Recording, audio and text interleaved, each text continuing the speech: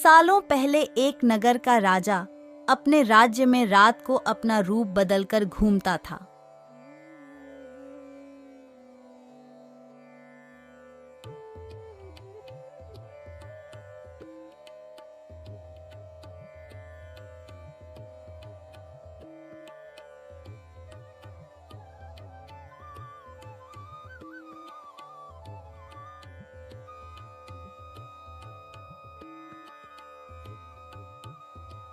वो रूप बदलने के बाद लोगों से मिलकर अपने यानी राजा के बारे में जानने की कोशिश करता और उनकी समस्याओं को समझता था। एक रात जब वह नगर घूमकर आया तो अचानक जोर से बारिश होने लगी। उसने देर किए बिना एक गरीब के घर का दरवाजा खटखटाया। राजा के दरवाजा खटखटाने के बाद घर से एक व्यक्ति निकला। वह एक गरीब किसान था जो अपनी पत्नी और बच्चों के साथ रहता था।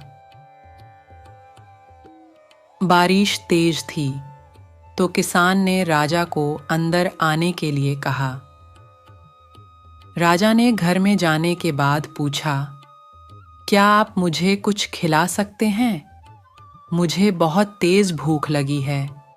वो गरीब किसान और उसका परिवार 3 दिनों से भूखा था और उसके घर में एक भी दाना अन्न का नहीं था।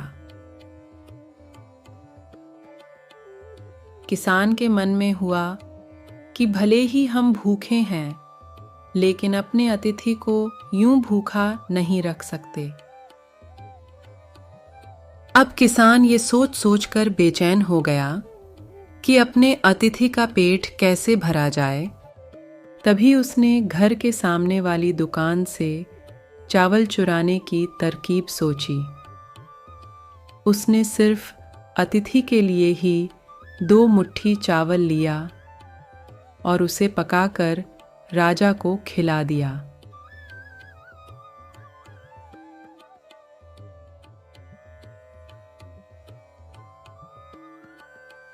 तब तक बारिश रुक गई थी और राजा अपने घर चला गया। दूसरे दिन दुकान का मालिक अनाज की चोरी की शिकायत लेकर राजा के पास पहुंचा। राजा ने दुकान के मालिक और उस गरीब किसान को अपनी सभा में प्रस्तुत होने का आदेश दिया। सबसे पहले सभा में पहुंचे किसान ने राजा के सामने जाकर अपनी चोरी का इल्जाम कबूल कर लिया और बीती हुई रात की पूरी बात राजा को बता दी। किसान राजा से कहता है कि मैंने चोरी की, लेकिन मेरे परिवार ने उस अनाज का एक निवाला भी नहीं खाया। गरीब किसान की बातें सुनकर राजा बहुत दुखी हुआ और उसने किसान को बताया कि अतिथि के रूप में मैं स्वयं तुम्हारे घर आया था। इसके बाद राजा ने सभा में पहुंचे दुकानदार से पूछा कि क्या आपने अपने पड़ोसी को चोरी करते हुए देखा था? दुकानदार ने जवाब दिया कि हाँ, मैंने इसे रात में चोरी करते हुए देखा था।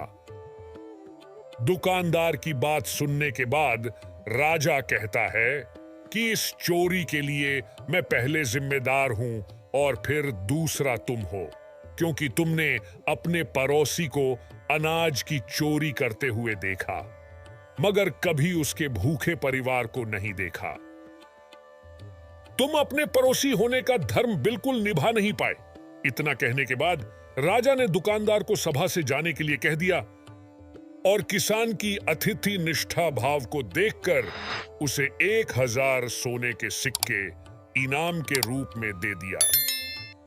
कहानी से सीख, अगर कोई आसपास रहने वाले मुसीबत में है तो हमें उनकी मदद करनी चाहिए।